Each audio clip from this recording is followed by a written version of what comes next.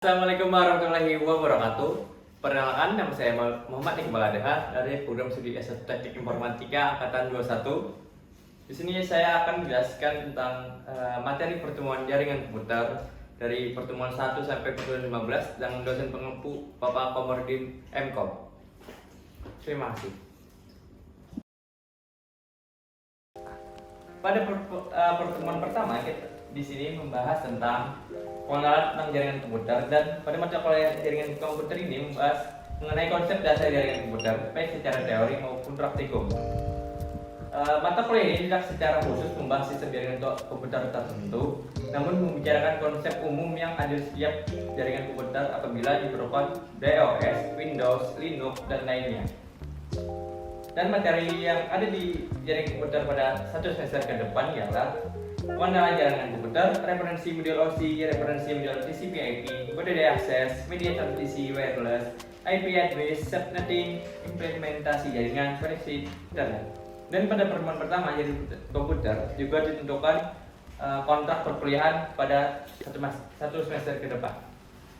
Baik, pada pertemuan kedua yaitu tentang pengenalan jaringan komputer. Pada pertemuan kedua ini membahas tentang prinsip dasar jaringan komputer, komponen jaringan komputer, terus ada protokol jaringan komputer, ada area jaringan komputer, ada tipe jaringan komputer, dan topologi jaringan. Baik, pada pertemuan kedua materi tentang pengenalan jaringan komputer. Di pertemuan kedua ini membahas tentang prinsip dasar jaringan komputer, komponen jaringan komputer. Dalam komponen jaringan komputer ada PC, network interface, ada kabel. Kabel itu adalah ada twisted pair, kabel koaksial, dan kabel fiber optik. Terus ada tiga protokol yang ada di jaringan komputer, ada NetBIOS, IPX, dan TCP/IP. Terus ada area jaringan komputer, yaitu ada jaringan komputer lokal, jaringan komputer metropolitan, dan jaringan komputer skala luas. Di tipe jaringan ada peer-to-peer dan client server. Di topologi jaringan ada linear bus, star, dan ring.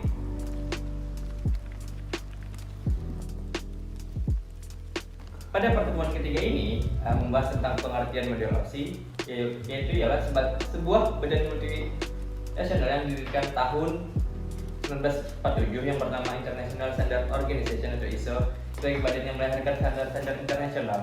Yaitu kedua ada tujuan OSI untuk memfasilitasi bagaimana suatu komunikasi dapat terjalin dan sistem yang berbeda. Ketiga ada model OSI. Model OSI ada 7, yaitu fisik, data link, network, transport, dan sistem, presentasi dan aplikasi.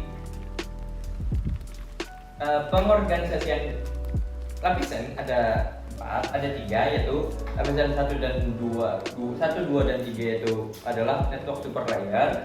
5, 6, 7 merupakan user support layer.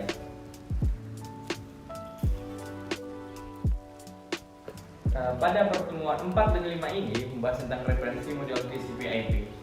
TCP/IP dikembangkan sebelum modul OSI ada, namun demikian lapisan-lapisan pada TCP/IP tidaklah cocok seluruhnya pada lapisan OSI. Protokol TCP/IP hanya dibuat atas 5 lapisan saja, yaitu ada physical, data link, network, transport, application.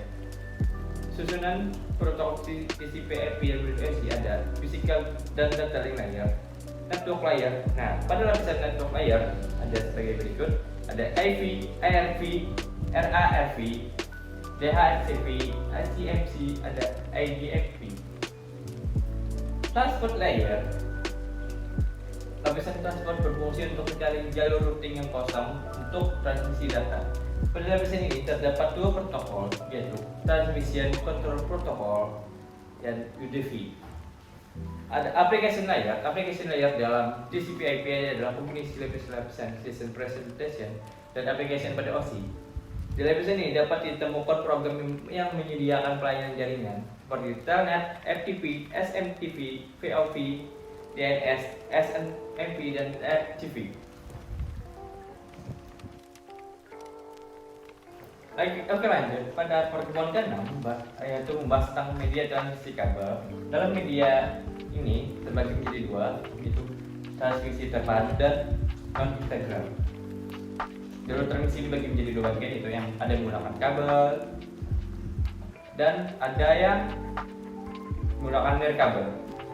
Di dalam menggunakan kabel ada pasangan kayak koaksial fiberglass, dan yang menggunakan jaringan nirkabel itu ada open microwave, gelombang mikrosatelit, dan radio dan inframerah. Di pasangan nightcock ada terbagi menjadi dua, yaitu ada UTV dan STV.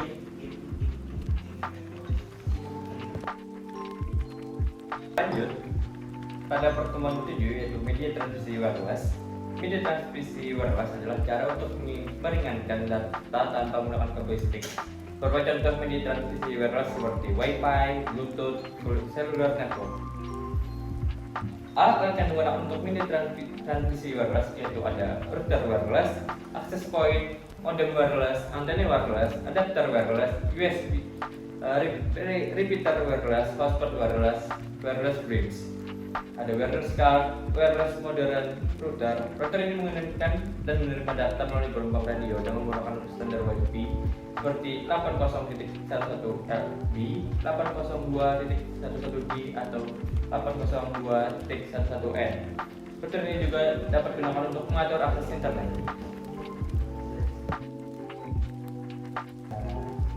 Pada pertemuan ke-8 yaitu adalah ulangan time semester. Di dalam ulangan time semester ini kami dibagi menjadi beberapa kelompok tentang mereview jurnal kelompok kami mereview jurnal tentang FTP. Dalam UTS ini kami buat makalah, terus membuat video dan diupload ke YouTube.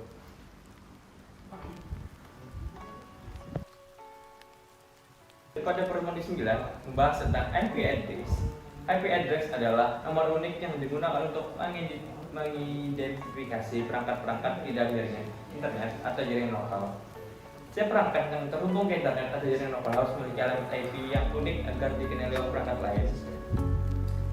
Pembagian IP address tersebut terbagi berdasarkan regional. Ada IREA menangani wilayah Amerika Utara dan Sub-Sahara Afrika, AFNIC menangani wilayah Asia Pasifik, LCNIC menangani wilayah Amerika dan Pusat, dan RIVNCC menangani wilayah Eropa dan Afrika Utara. Peralatan aktif dalam jaringan komputer tersebut seperti network interface card, NIC, switch, router, access point, network, kamera, dan lain-lain. Dan memiliki MAC address untuk memberikan identitas pada perangkat tersebut agar dapat dikenali. Alamat MAC juga dikenal sebagai alamat perangkat keras karena merupakan pengidentifikasi yang diberikan oleh produsen perangkat atau pemasok.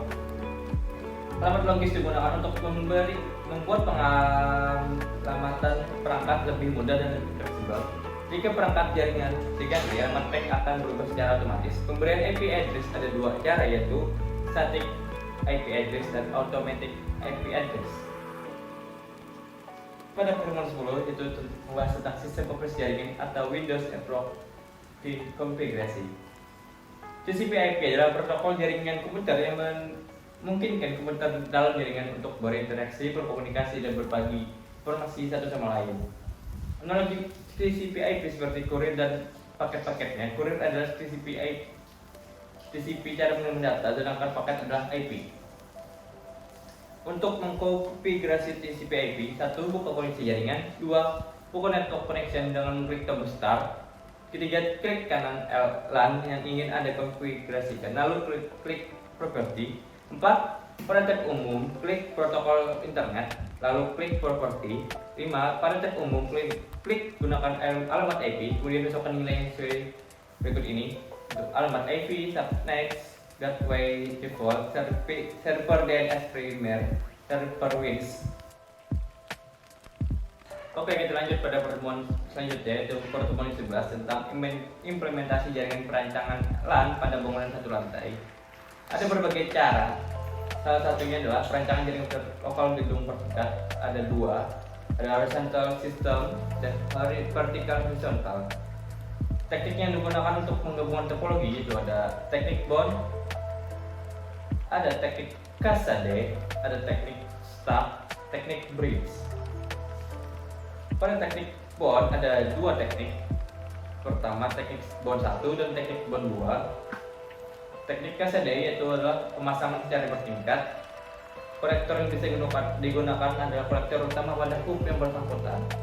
Teknik stack atau susunan, dua hub atau lebih diletakkan pada posisi bertumpuk satu sama lain dan masing-masing dihubungkan dengan kabel stack. Teknik bridge adalah perangkat keras inter jaringan-jaringan yang melakukan konversi lapisan pertama dan lapisan kedua dari OSI. Oke, kita lanjut ke pertemuan 12 yaitu koneksi internet. Perangkat router gateway dalam TCP/IP adalah perangkat yang bertindak sebagai gateway untuk mengakses internet. Gateway dapat berupa router atau komputer yang berisi software router seperti WinGate, WinRoute, dan lain-lain. Komputer yang menjalankan perangkat lunak biasanya disebut dengan NAT, yang merupakan singkatan dari terjemahan alamat jaringan. Fitur kecil dari perut yang menggunakan banyak alamat IP memungkinkan perangkat di belakang mengakses internet. Komputer yang menggunakan koneksi NAT tidak dapat diakses dari luar jaringan. Ada beberapa jenis koneksi internet yang digunakan saat ini, yaitu ada dial-up, DSL, kabel, fiber, wireless, dan satelit.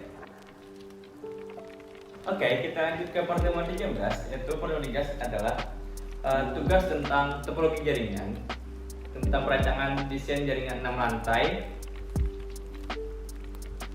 Di situ kita membuatkan topologi antar jaringan di per lantai gitu. Oke, kita lanjut ke pertemuan 14 membahas tentang metode akses. Di dalam metode akses ada LAN, ada EAA. Beberapa santunan yang dihasilkan oleh EAA 802 yaitu ada overview architect of LAN, logical link control, Ethernet, dan lain-lain. Di dalam LAN dikenal 3 macam arsitektur, ada Ethernet, ada data route, dan ada implementasi LAN.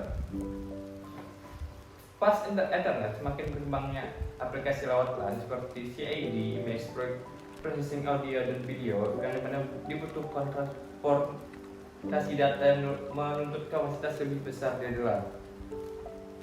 Ada token ring. Token ring adalah permulaan standar LAN yang pernah dikembangkan oleh IBM. Maka di beberapa komputer station bertugas sebagai pengontrol atau monitor. Ada address, ada data route, ada PROM format, dan ada implementasi token ring. Sekian penjelasan tentang jaringan komputer ini. Wassalamualaikum warahmatullahi wabarakatuh.